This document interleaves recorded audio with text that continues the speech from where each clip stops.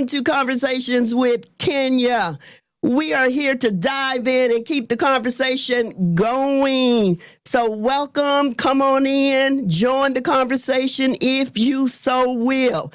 I have two special guests with me here tonight, and we're excited. We're excited to be here. To my right, I have Mr. Bobby Terrell. You got it right, Hey. To my left, I have Mr. Sean Davis, and we're getting ready to have a conversation, you guys. We all work in the reentry, second chance, returning citizen, returning felons, whatever you call it. We work in that industry, and of what I've learned about. Let me pull back up a little bit. So I just met these men while we were since I've been working at the company that we work for, right? Yes, ma'am. And what I've learned about them is that they are as passionate about what we do as I am. And that's always a joy and a pleasure to find somebody that love what they're doing like you love it. And so I'm going to let them introduce themselves, say a little bit about who they are, what they do, and then we're going to hop right into the conversation about we the village, or it takes a village. I'll go first. My name is Bobby Surreal. I'm a case manager with the company that we all work for. I pretty much serve as a reentry case manager that assists second chance individuals who just need a little bit of guidance. I help them pretty much get reacclimated to life, get reacclimated to society, and just make them feel comfortable, make them feel human instead of making them feel like a number. Yeah, I love that. And my name is Sean Davis. Currently, my position, I'm a pre-release program manager for the organization that we work for. Layman's terms, I actually go into the institutions now and give the opportunity for individuals to sign up for our program prior to their release. I do my best to describe it and tell them about the program and what we have to offer. Most importantly, though, what we're there to do is make sure they come to the realization that they're not forgotten, that they are more than just a DC number, and that any of the campuses that our businesses have in Jacksonville, Orlando, Cocoa Beach, St. Petersburg, of course, and Tampa, they will be treated like individuals and not numbers. So very proud of that. I was fortunate enough I started off in Jacksonville, Florida as a pre-release case manager, and I ended up with an opportunity to come down to the organization here and help it start. And I moved on to be a program manager where I go back into the prisons where, honestly, I'm probably most happiest there. Management can be quite the challenge. But I love what I do. I love what we do, and the opportunity to put hope back into someone who's hopeless is everything. Yes. And so, it's okay, y'all. We can shout out Operation New Hope, ONH in the house, baby, because that's who we work for. We are excited to be a part. I know I am. These guys have been with the company way longer than me, but I'm going to tell you, my experience has been absolutely nothing but we the clients. Like, when I tell you this organization is for the clients, we the people for the clients. Let me share with y'all real quick. I was meditating the other night, and I was thinking about our clients at Operation New Hope, and I was thinking about this thing came to me, FUBU. Y'all remember FUBU? Oh, yeah. For us all the way. Right. So I was like, man, we need something like FUBU. That platinum covered Period. jeans suit on.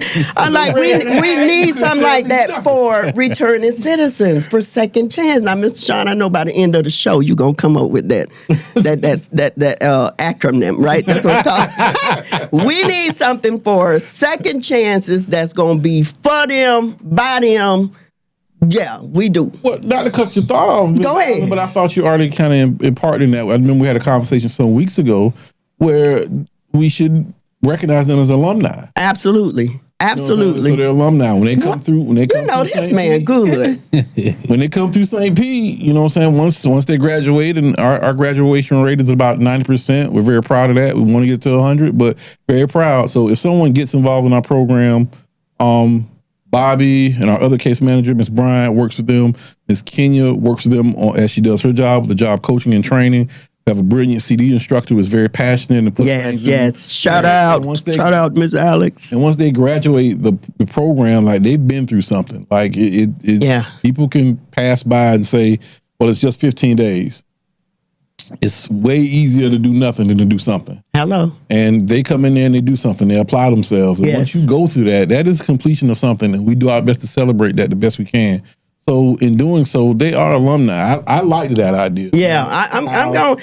That's going to happen. That's going to come. And I didn't even think about that being.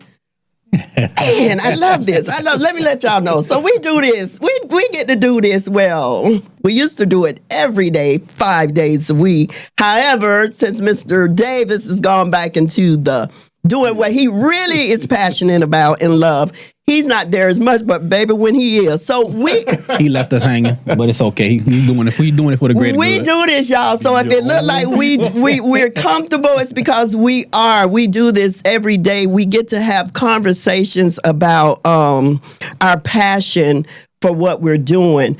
So I can say for myself, and then I'm gonna we're gonna hop right into the conversation and go a little deep. For myself, I've been in this industry, in this world, not by choice, sort of like kind of by force, right?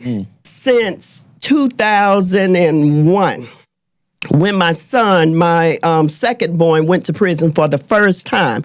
I was tossed into the criminal justice system. Now, I have a brother who was in and out of prison, but I went his mama, so it's a little different as the sibling versus the parent, right? So I was tossed into it and not realizing that my path was kind of, like prepared. Like it was destined to lead me to where I'm at. So I just want to say that I'm very passionate about what I do. My slogan is, I'm the life do-over advocate, because I believe everybody deserves a second chance, a third chance, a fourth chance, however many chances they need. Everybody deserves a life do-over opportunity. And so let's get right into this conversation. We'll start with you, Mr. Bobby. And I want you to share with the people what it's like in the day of a case man, because a lot of people don't know. They don't know what it takes to work with this community. They don't know what it takes, and they don't understand that everybody can't do it. I believe we handpicked and chosen for what we do, right? Yes, and ma'am. so I want you to share with the people who may be listening now or come back and listen, what is it like to be a case manager? What's a day like for Bobby Cyril? What's a day like for Bobby working with reentry, returning citizens? Share with us. Well, one of the big things that I feel is important as a case manager in this role is you got to understand your position. You got to understand the field, the clients that you're about to be serving. That's the most important because the clients that we serve are already judged and will be judged pretty much for the rest of the remaining of their life. So that's one of the biggest things, is just showing, sympathy and being an empath, toward the clients that we serve. So as being, a case manager, after, they've come in and filled out the paperwork as doing the intake, I'm pretty much, the case manager, pretty much the first contact. We're the first contact. We get to the clients. At first, a lot of the clients come in. They're a little bit nervous. They're kind of skeptical because they've heard it all and seen it all. And they've been given empty calories. Empty promises. So it's pretty much we have the case manager hold a lot of weight because we're pretty much the first line of defense. Because if we don't sell it, I like that. If we don't sell it to them, and let them know that, we are here to help them. Like, we are really here 100%, not 99.9, but to give 100% to them. I mean, they're going to walk out. They're just going to come there for the wrong things. Wow. Let me interject while you're there, because I'm having this thought. So what Bobby does then, Mr. Davis, I didn't even think about it. This is why I know I needed to have y'all here. So you prepare them for me. Yes. So by the time y'all, like, this for real, By the time they get to me, and me and Mr. Bobby sit right next to each other, so a lot of times we get to hear each other's conversation. But you prepared them, so by the time they get to me, he done broke the ice. He done set the pace. He done shifted the mindset that may have been someplace else. Yeah. By the time they get over to me, they're ready and open, and I get to hear Mr. Bobby do what he do. he being a little, but like he go deep. He go real deep with them. Pick up where you was. Go ahead. Yeah, I do go deep. I go deeper than the normal person would, because, like I said, they're skeptical. They're already judging you. They come from being confined 24/7. They haven't always having to look left and look right, up and down. So I make sure that they're at a comfortable place mentally. So once I establish that ground, I mean it's on and popping from there. Their eyes are open and they're ready to hear more about what we can do. Yeah. All right, we gonna roll on over here to Mr. Davis, you guys. So when I met Mr. Davis and I came on board, Mr. Davis was our site manager. And let me just shout out Mr. Davis as the St. Pete site manager. Yes, let me tell y'all, baby, he did his thing. I came in there and not one time did I feel like I was lost. I wasn't welcomed. I wasn't a part of the team. I mean, right off rip, I felt like a part of the team. So thank you guys for doing that. Of course. For making me feel at home. Mr. Davis now sits in the seat, his favorite seat, I believe, although he shared some things with me today, how high he wants to take it. But Mr. Davis is our pre-release manager. So he goes into the prison, now into the jails as well, and recruit. For lack of a better term, yes. Yeah, and it's a good recruit. I just felt real good about saying that. And I've never used that word or tied it. I love this conversation. Okay, Mr. Davis, tell us what's the y'all ready? Share with us a little bit about what a day in your world is like. So for what you would call a pre-release case manager, we do what we call call-outs. In the bigger picture of things of what we do. There's a quarterly list that goes out of individuals of their charges. There are charges that we don't take. We take most of them, but there are some we don't take. We filter out those charges, and we try to put together a list of individuals we will go see. Now, there's a chance that those individuals have heard about us. There's a chance that they haven't. So what we are able to do is to go into an institution between 12, 15, maybe sometimes 20 individuals. We give them a rundown of what the program will look like if you choose to participate. So we try to give them discussion about. I'm very hyper vigilant. I'm very hyper when I talk about our staff. So I discuss our staff as passionate case managers. I discuss our CD instructors as people who want to help you. I instruct them about our job coaches who put the effort in, not just on time, but off the clock, to make sure providers are going to make sure they're held to account to keep a job, right? They're going to hire our people. So we in a way, we're selling it, but I'm really big on the fact that it's not free. When I talk to the individuals and tell them about these different steps, so to back up your question, so I will take the company car in my own vehicle. I will go to an institution. I will go there for 2 hours. I will have a conversation with these individuals, and I will tell them all the things I think that are wonderful about our program. But I often split it into 2 categories. I call it sugar and salt. So when I first tell them about the program, I tell them all the good benefits. The 90 days of transitional housing, 90 days of bus passes, the free meals we give them Monday through Thursday from 9 to 3, the graduation rate that we have, the fact that the case managers are so diligent when they first meet them, they're already on the goal of trying to make sure they have their ID, Social Security card, and a birth certificate, because you need those things for employment. They're also going to make sure they have insurance, because everybody has ailments, but when they get employed, all of a sudden you don't have to pay for insurance. So we go through those things, as well as getting them a phone, and we remind them of those things about those benefits that'll come along with the program. By that time, they have a decision to make whether they'll sign up for the program or decline. Often we have declines because people are too good to believe. Too good to be true. Wow. There's Wow. no way y'all gonna give me all this for free. Wow. Right? So that's when we come into. So everything I told you about that part is the sugar. And I give them the salt. And I let them know, like, I like to tell you it's free, but it's not. I say the same thing at all my presentations. It's gonna cost you 4 things. Participation, because we ask you to be there from 9 to 3, Monday through Thursday, 9 to 1 on Friday, for 3 weeks. If you were getting a job, they would ask you to do that. But for that, they get a $100 gift card at the end of the week. Yep. Second week, same routine, they get a $100 gift card. Third week, they get a $100 gift card and an additional 50 Graduating. for graduation for completion of class, right? But with that being said, I let them know there's going to be some salty days. We can give you all of this. This is given to you if you're willing to take the opportunity. And that's how we talk in opportunities and not guarantees. I want to say, when I was the site manager, I thought it was my opportunity. It was my first time in management. And I stuck to my guns about I wanted to manage how I like to be managed. Mm-hmm. I tried to stick to that. And I think the overall theme I tried to put within that staff was we operate in grace.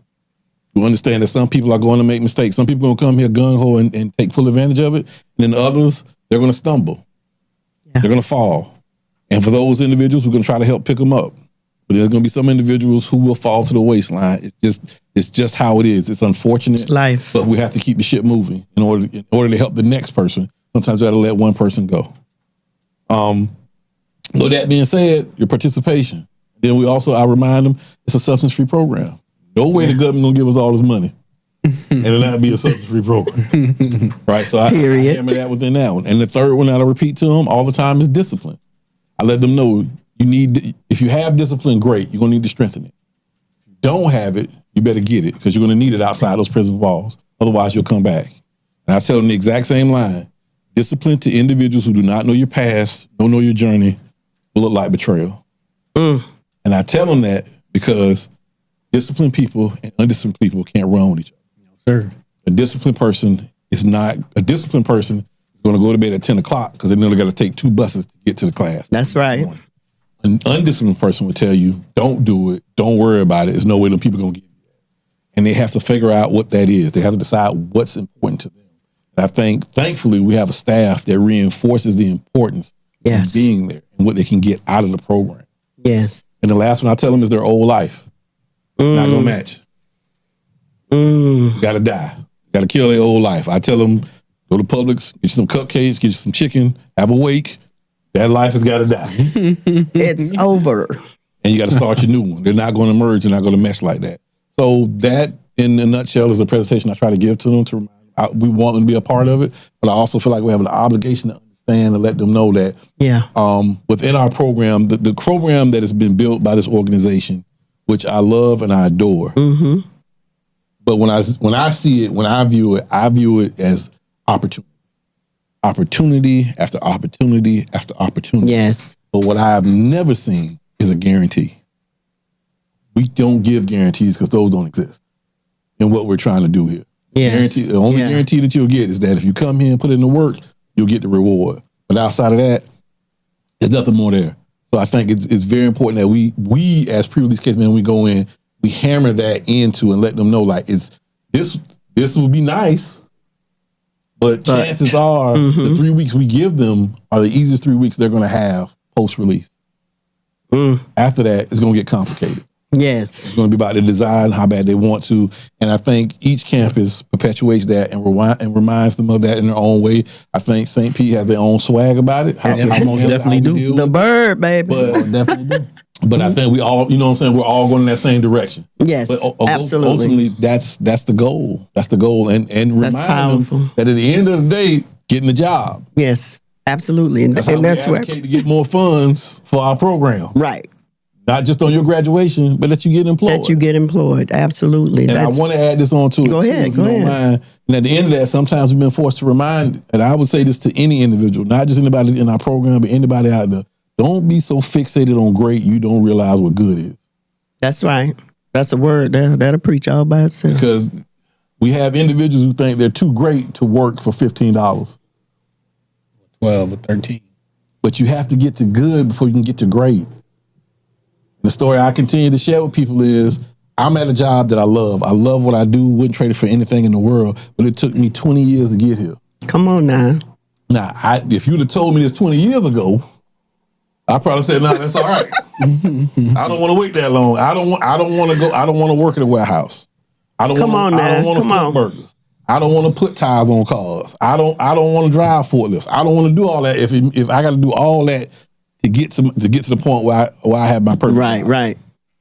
So sometimes I just go ahead, humble yourself. Is what you say. Appreciate the good, and you'll find, and great will find you. Appreciate the good, and great will find you. Ooh, that was, yeah. So that's like in a nutshell, you got, and I think I shared with you guys the last time, our listening audience, what I do as the job coach over at Operation New Hope. So we're going to shift a little bit, and we're going to talk about, because the topic here tonight is it takes a village. So we're going to talk about why we do what we do. Because although we absolutely love the organization that we work for, right? We don't do what we do because of the organization. We do what we do because of the passion and the love that and if I'm wrong, y'all can correct me, the love and the passion that we have for the people that our organization service. And so I want to talk about why Bobby do what he do. What is it that made Bobby, because you could be a case manager anywhere. Why this industry? Well, this pretty much, I've always been a person who always wanted to help individuals. That's just the type of person I was raised to be. A lot of values, have been instilled in me. But I've been in the case management field for approximately a little bit over a decade now. Okay. So I started off working with juveniles, with at-risk youth. So that was my strong passion right there. And I work with adults too. But I'm from, the city I'm from is pretty much where it kicked off at. I'm from Fort Myers, Florida. And being in Fort Myers. Lauderdale. No, I ain't Lauderdale. That's Lee County. That's Lee County. You Fort Myers. Fort Myers. Not he Fort Myers. Yeah. You feel me? Wait a minute, Michael. Wait a minute, hold up. Wait. There's a whole different. Ain't no disrespect to Fort Lauderdale. No. We love you too, Fort Lauderdale. Shout out. They distant cousins. But being raised in the city like that and around my time, it was just rough. I witnessed a lot. I was around a lot, and I've always been. I just wanted to just be an advocate. I wanted to help because I didn't see that, especially for, individuals who look like us. So I wanted to, to try to make a change, to be a change. I've had family members, that were, involved that have been in the criminal justice system, and also, good close friends that I've had, and some that are still, currently incarcerated. And I just seeing the struggles that they went through, because there were no help. There was no resources, there were no help. And even when, people would say, "Oh, I got you," or "I'm gonna help you, do this or do that," empty calories. It wouldn't happen. So I got tired of seeing that. So I wanted, like I said, I wanted to be a change. I wanted to make a difference, even if it was just a raindrop. Even if it was just a raindrop, that raindrop could just cause one drop could cause a cup to overflow. Yeah, I wanted to be that. Yeah. So that's one of the reasons why I started in this field and stay so long in this field. And I just love to see the change and the transformation from individuals, because like I said, like us case managers, at the organization, we're the first line of defense, because we see them. Yeah. When they come in and they sit in the classroom, or they're sitting in the hallway in the intake, their eyes are wandering. Mm-hmm. Eyes are, just constantly on the swivel. I want them to be at ease. Yeah. I want them to let them know. I want to let everyone know, man, you are welcomed here. You are welcomed here. There's no need to look over your shoulder. There's no need to doubt.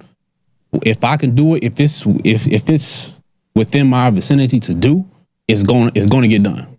So I just make sure I just reassure them. That's the biggest thing for me. I want to be that big blanket of reassurance to give them, so when they do leave out, because I tell them, just going off of a little bit what Sean said, because I say this every time on graduation, the real starts now.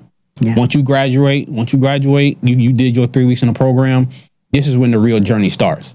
And I ain't famous, but it's famous to me. He famous, y'all. You know him by it. But this is my quote. It's you versus you. No one else. No one else matters. No, it's no everyone else and everything else is irrelevant. It's you. Be better than who you was yesterday, last week, last month, last year, 5 years ago. It don't matter. Yeah. Be a better version of you.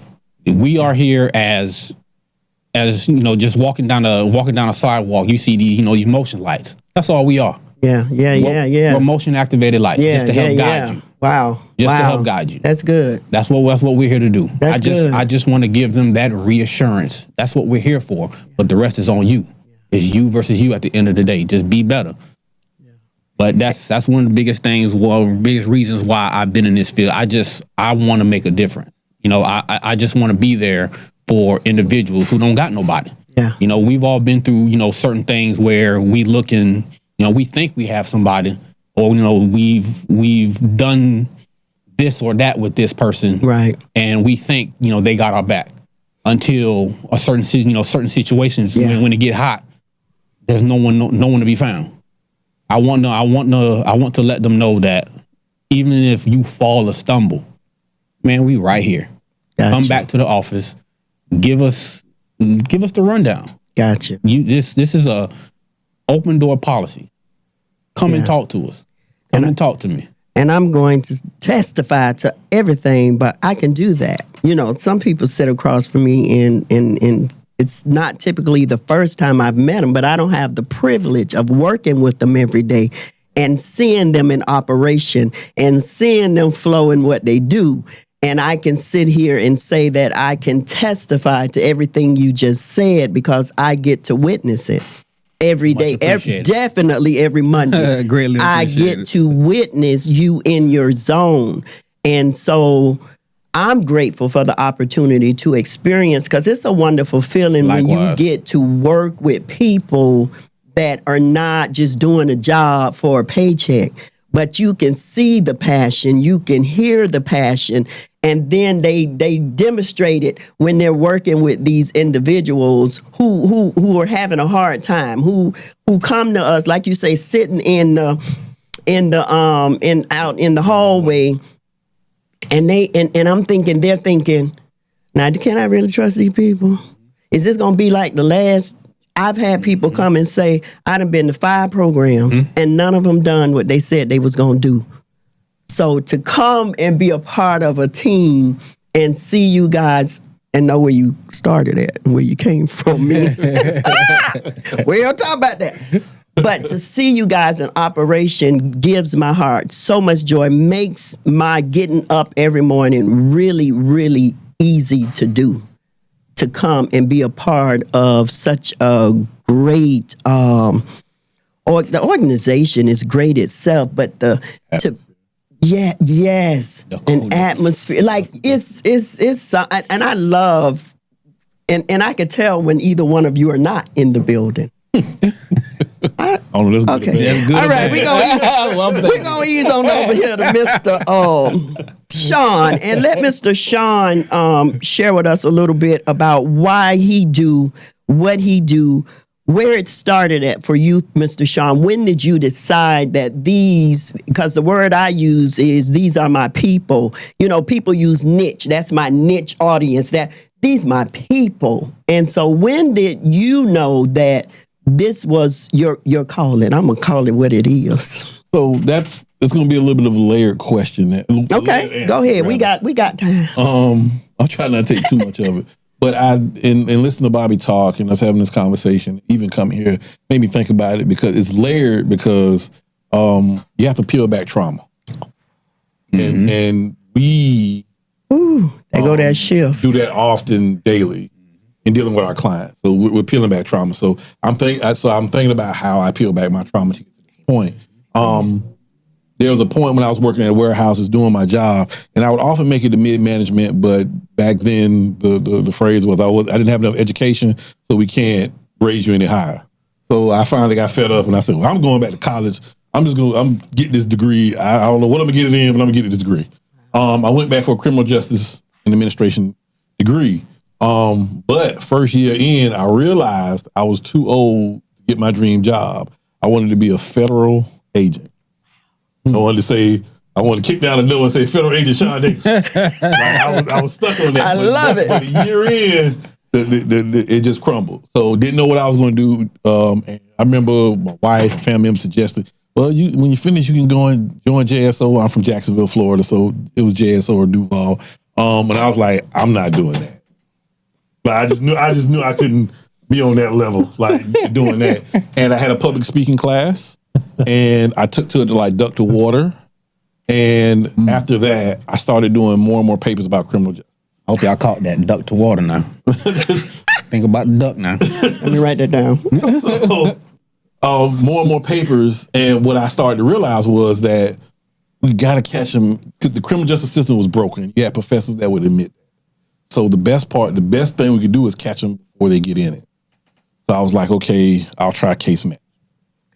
And as Bobby mentioned, and I think he'll attest to this, we're about the same time. I know I'm much older than Bobby, but it started about the same time. And what happened was, like, you realize as a black man in case management, they always give you the hard cases, the boys that don't listen, the cantankerous boys. They're like, oh, this man gonna stand up and fix them and get them right. And like it's using a 1980s playbook for 2020 problem.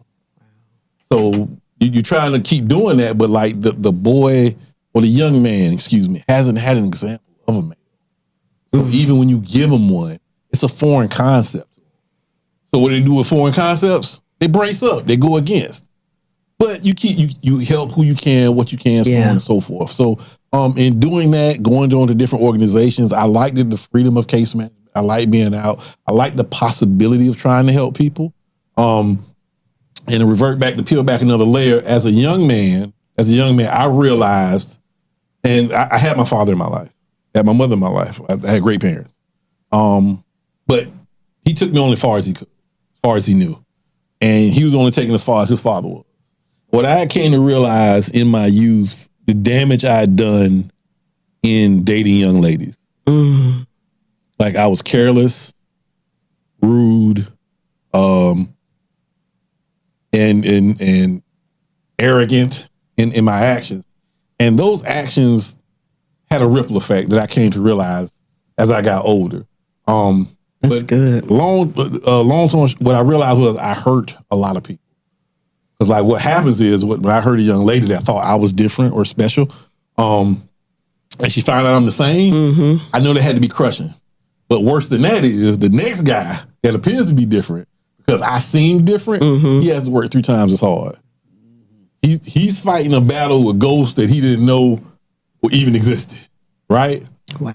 And I kind of picked up on that, felt really bad about it. There was a pocket in my life where I actually tried to reach back out to young ladies I dated and just sincerely apologize for what I did. That's big. That's some of them big. And I get it. Some of them was like, you full of S. Other ones was like, I appreciate you saying that, but it was like moving on. It wasn't trying to get back into life. It just really trying to square that up. But what that led me to is what I'm doing now is, and I think it's Marcus Aurelius said, I'm going to paraphrase, you shouldn't speak your ethos, you should live it. So I figured out what I needed to do was I needed to help more than I hurt. And this field has given me an opportunity to do that every day. Every day I answer the phone. Every day I answer an email. Every day I speak to a client. Every day I speak to someone who feel like disheveled or displaced. They need to have a conversation. Every day, everything I do within the organization, I know it goes towards helping another individual. So I strongly believe that's why I ended up in this field, because that is my ethos. I know I've done some damage, and I feel like the only way I can do that is to help as many people as I possibly can. So that's how I feel like I feel like that's how I end up in this niche. And that's why I love what I do. And just like you guys, I come to work with a smile, energetic, ready to help somebody, see what I can do for them do the best thing I got, do the best thing I can with these hours in front of me with another individual. So I think that's truly how I ended up. That's powerful. What I'm doing. That's powerful. Working with a Thank cohesive team you. matters, though. Thank you. And I want to say, as a site manager first coming down, I was blessed, and this includes you, Ms. Allen, with a great team. Yeah. For as long as I was a site manager, I was blessed with a great team. Yeah. And none of us are alike. Right. But, right. Which helps. Right. It really, really does. It gives them, for lack of a better term, a screenshot of the world. Yeah. Because everybody you're going to go out and meet and deal with, you're not going to get along with. There are going to be differences, but you have to learn how to control those emotions, gauge yourself, develop a way to communicate in a way that's healthy and responsive and respectful. And all of a sudden, the world seems just a little bit clear. It's just a little less clouds in the sky when you can do that. And I think I was very fortunate to be blessed with a staff that helped me do that. We appreciate that. I had to make some decisions that weren't popular. Right. It took a lot of. So let y'all listen. We gonna take a little pause. If I say it right now, thank you, Mr. Sean. What your response would be? I dare not complain. Never a problem. Oh, you called that? Never a problem. I do say that. Every single, and there's nothing wrong. It's refreshing because what I've seen in you is consistency. Like since the day I met him, if you said thank you to him or Mr. Sean, I need it, never a problem. And I was like, dang, do we see that every time? And I started paying attention. I started listening, and and you know why? It's because he means it. It's a part of who he is, and that's a powerful thing. And let me just put a plug in here while we're talking there. Like, I appreciate you sharing that about what you just shared about. Like, that's going to be one of my topics soon, relationships. But to know, I'm not an expert. None of us are. None of us are. I'm not playing that role either. You say speak for yourself. Speak for yourself. But what I want to say is, I can often, Mr. Sean is definitely, he may not know this, but because he'd be like, why are you asking me? And I'd be like, because I know you know. And if you don't, you're going to tell me where to go. And so Mr. Sean, the response and the answers, thank you, sir. I applaud you here today because, thank you too, Bobby. You want to say it? No, I'll wait for him to say it. Oh, never a problem. Never a problem. Yeah, for real, this is an amazing team to work with. So it makes doing what we do easier. Not easy. Easier. I often tell people who I get to chat with when I'm not at work is I leave Operation New Hope every day exhausted. But what I realize is that I leave empty, right? And so I'd get home and I say, God, like I'm tired. But then I'm so full and refreshed the next morning because I know who I'm going to serve the next morning. So now I have, and when you guys have heard me say, this is the first job I've worked at that, and we said we weren't going to make this about, and it's not about our organization, it's about what we do because we're very passionate about what we do. When I leave, this is the first place I've ever worked that when I leave, I don't clock out when I clock out. Meaning I may take Mr. Doe or Miss, I don't want to be calling people names on here, but I take them home with me. Like I'm on the ride home thinking about, now what could I have done better to make that happen for so-and-so? What can I do tomorrow that's going to help so-and-so? Like I literally on my ride home, then at night, wake up in the morning, God knows I try to take 5-10 minutes for myself. But these clients creep into my mind and I'm thinking, dang, I forgot to call that for that. Mm-hmm. But it's not what I've realized, it's not overwhelming. Like it's not a burden for me. And it's the first time. And so what I say to people is that these are my people. Like I have found what Operation New Hope, and I share with you guys today, what Operation New Hope has done for me is solidify who I'm called to.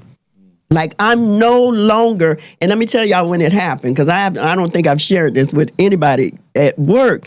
I was standing in the classroom one day, and I was sharing with the clients, which we get to do. We get to have our times with them, which is it's amazing, y'all, to have time to stand before these people and be able to pour into them. So that's the reason I leave empty, because I pour out, right? Mm-hmm. So then I get full in the morning with thoughts and ideas of how I can go and pour again.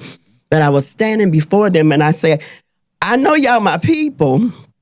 And I know, and I don't know if I've ever shared this with you guys, I feel a tugging and have since 2015 to the political arena. Since 2015, 2016. I don't know what that looked like. Then I had a man of God come and say that to me who ain't never met me before. So I was like, okay, that's okay. Okay. Might be some confirmation there. Uh-huh.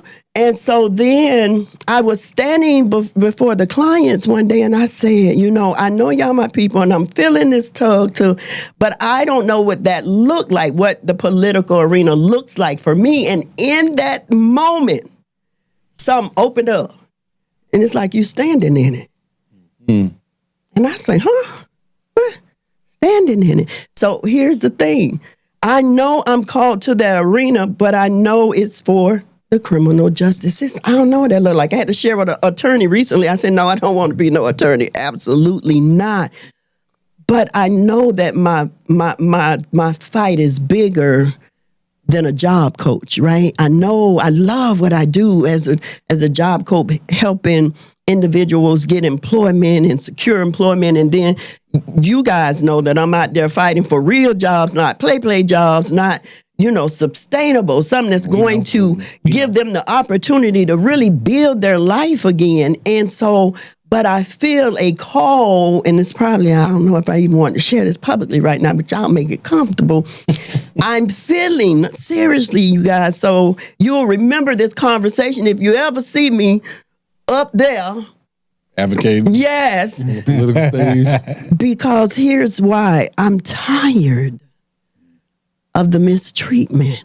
I'm tired of the closed doors. I'm tired that you could have committed a crime 25 years ago and it's still following you. As a boy.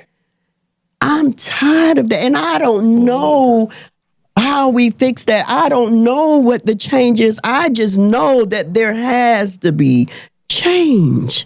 And so I am definitely not, thank God I ain't never played no sports because I'm not a sideline player. They would have just kept me on the sideline because I talk too much. Because I would have been like, Coach, put me in the game. Coach, put me in the game. Do you want to see the score go up? Do you want to see the points go up? Put me in the game. What movie?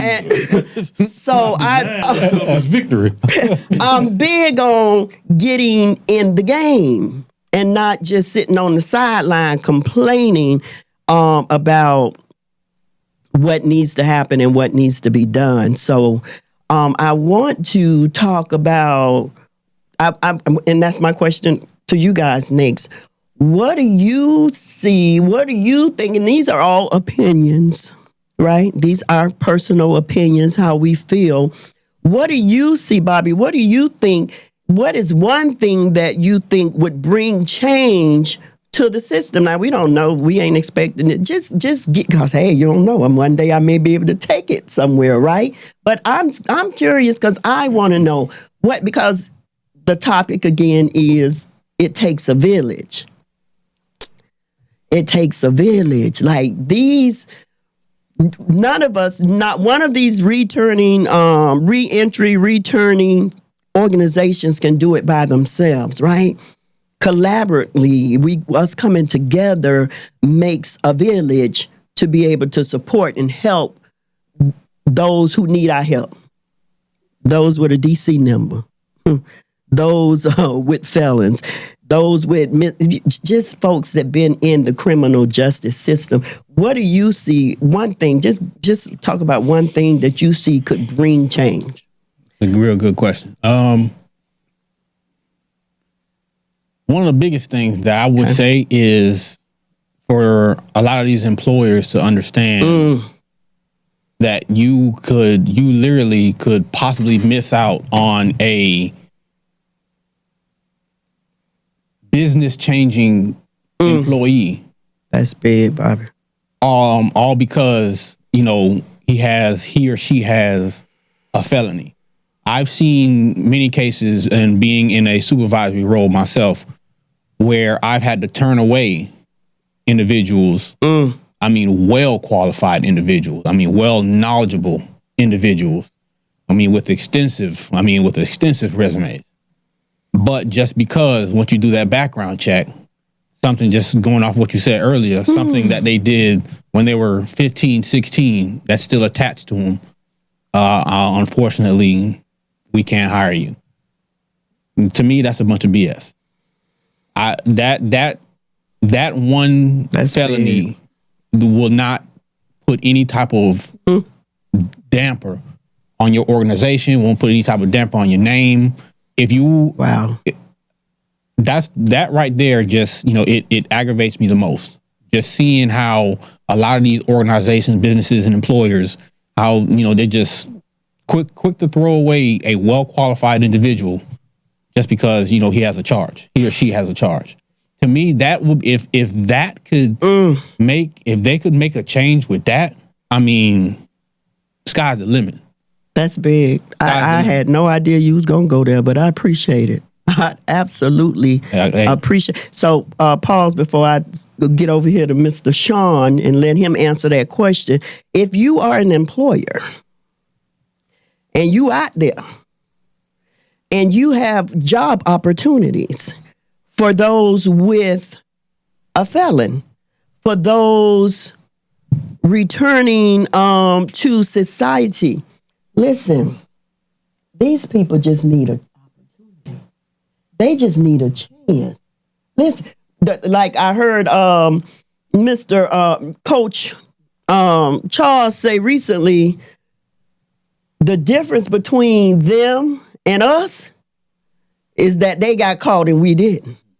Because most of us have done something that required jail time or incarceration. So I'm saying, this is a shout out and a plug to my employers, local businesses. Listen, especially if you on that list that say you hire felons, I need you to do that. I need you to stop turning people away and closing doors and give these individuals an opportunity. Mr. Sean, talk to the people. Great question. Got to give another layered answer. Listen, do you? So we love your layers, by the way. I would love to see us revisit civics in school. And the reason I say that is because our lack of understanding of legislation is kryptonite to the changes we want to make. If we can't read it, we can't write it, right? So we are a capitalist society. I don't want anybody saying, I don't want nobody telling me I'm something else. I'm not saying that. I'm fully aware. I am a capitalist. I spend money, right? But we are a capitalist society. So with capital comes comfort, right? For business owners, if we're going to make legislation, right? We chop up millions and millions of dollars, maybe even billions of dollars up and down this country, right? So if we're going to give a tax break, how about we give tax breaks to businesses who are willing to hire people who got felonies? How does that help? Twofold. You have a loyal employee, you have an individual who's making efforts to do the best they can with what they have, will equal economic boost because they're going to spend money on the things that billionaires don't. as someone who is thinking about venturing in politics or political realms, these are discussions that we need to have. We need to have somebody at the table asking the question. Okay, so right now in our current tax code, you can get a tax write-off for a plane, but not school supplies. Wow. How did we get there? Wow. In the last 50 years, we have said the children are our future. And we have taken every dollar we can out of it. And to politically revisit that, will take somebody with a desire to be there. There's going to be a whole lot of BS, a whole lot of character assassinations, so on and so forth. But I think we have to revisit our understanding of how politics works in this nation. And that's a switch that's not going to go off in the next 20 or 30 or 40 years. And I think me and Ms. Allen had this conversation. And I'll give you a great example of, what's the word I'm looking for? Delayed gratification. But it's the worst example. Mitch McConnell. Mitch McConnell has been in politics for almost 7 decades. If you do the math. From a junior senator on up. He has found a way to make the legislation stick in so many ways when they've been the minority more times than not, right? But the ripple effects are hitting us now. He's finna get ready to retire. But you think he get retired? He retired sad?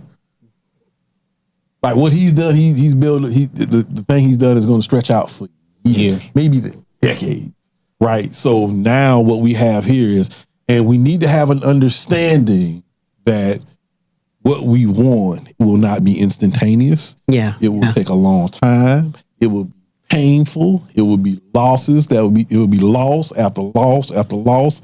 Every now and then we'll get a win, but you'll have to have individuals who are willing to partake in it. And that's tough because a lot of the people that we've had that's been doing that fighting for the last 30 years are tired. And they said it.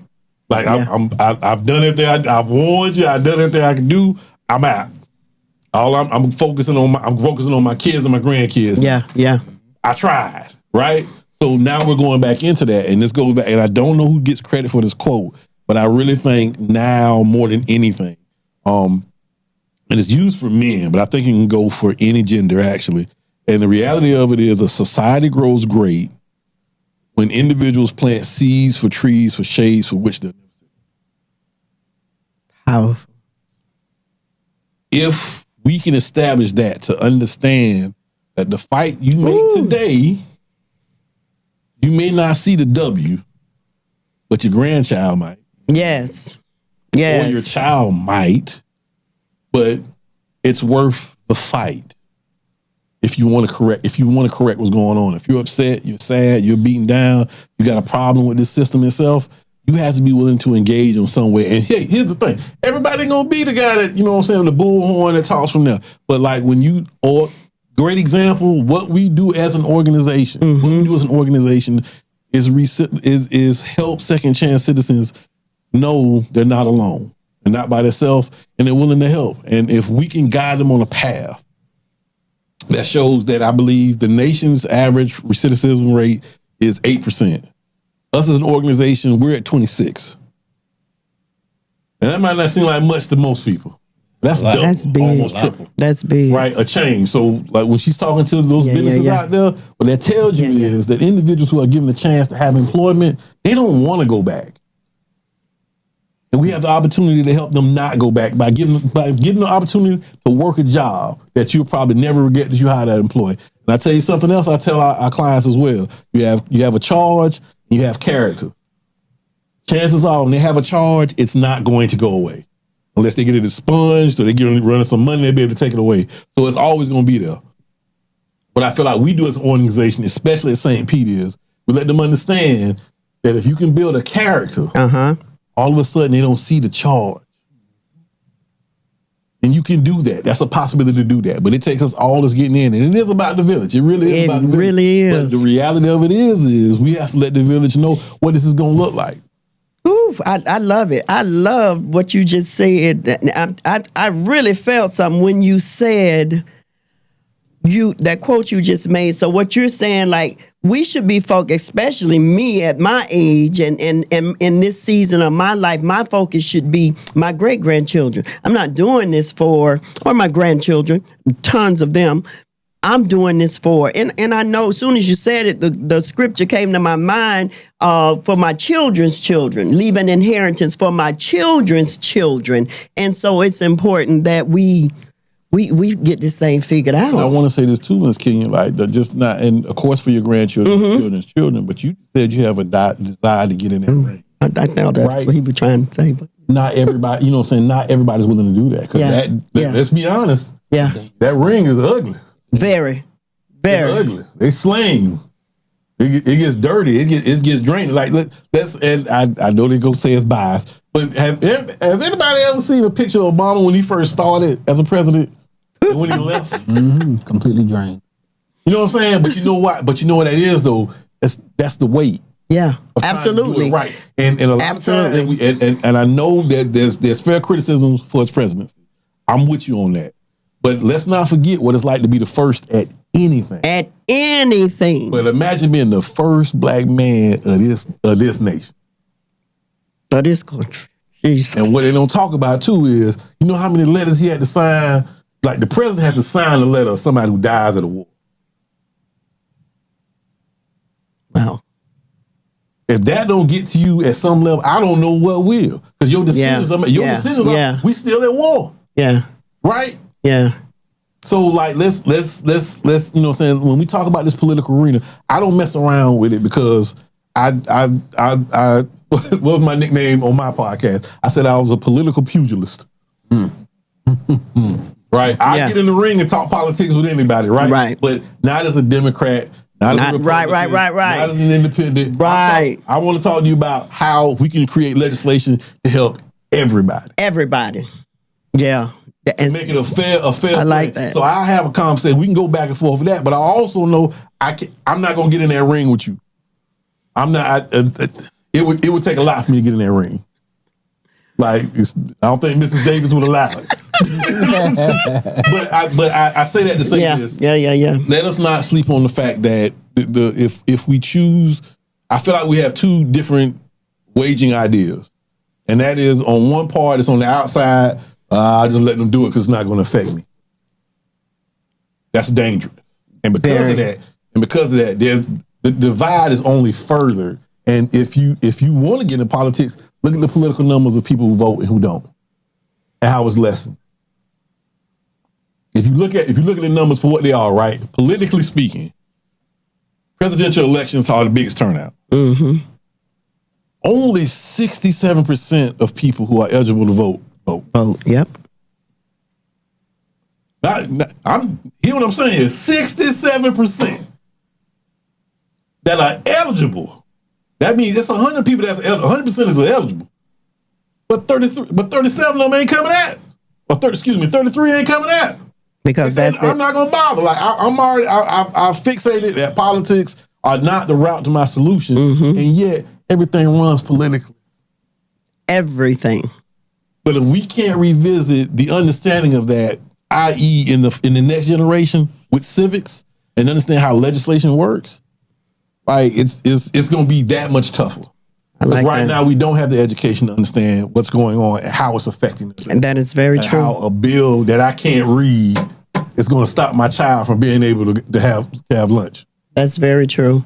That's very true. I didn't mean to go No. Don't apologize. Everything you said was needed to be said. No, we appreciate that. So yeah, let's. I'm gonna bring us home now. This has been amazing. Thank you guys. Let me take the opportunity to thank you guys for accepting the invitation. I knew that it was going to be impactful conversation, and I'm honored to have both of you here. Honored to be here. Never a problem, and honored to be here as well. We know. It takes a village. I'm here in this this space and this place, like I said, when we started and kicked off, by force, not by choice. However, it began by force. Now it's by choice. I like that. I'm here now because I know this is my lane. This is where I belong. And what that looks like when I take my last breath, I don't know. But I absolutely know that I found my lane. And my thing now is to cultivate it, to be very intentional about the time that I give to it, the energy, and not be pulled away by opportunities or distractions from where I know God has now called me. And so it's an honor and a pleasure to work alongside two guys that enjoy their lane just as much as I do. Likewise. Couldn't agree more. So hey y'all, we thank y'all for joining us this evening, reminding our employers. But I want to take this opportunity to, if you out there and you are a returning citizen, right? If you're out there, just got released, didn't just get released, have a DC number, have any. If you've ever been affected by the criminal justice system in the state of Florida, you have the opportunity to reach out to us and walk through an amazing program. We're here to help you, not just through, let me say this, for me, not just on watch at Operation New Hope, but just as an individual. I am your life do-over advocate, and I'm here to assist all of our returning citizens anyway. And shout out to those of you who out there still doing things that will send you away. Cut it out. Get your life right. Get your life on track. And we can help you do that over at Operation New Hope. We can give you focus, clarity, and get you on the right path and walk with you through it as you take a stand and make a decision that you're ready to do what's right. We appreciate you. This is your girl, Kenya. Conversations with Kenya. Appreciate y'all joining us. And we out.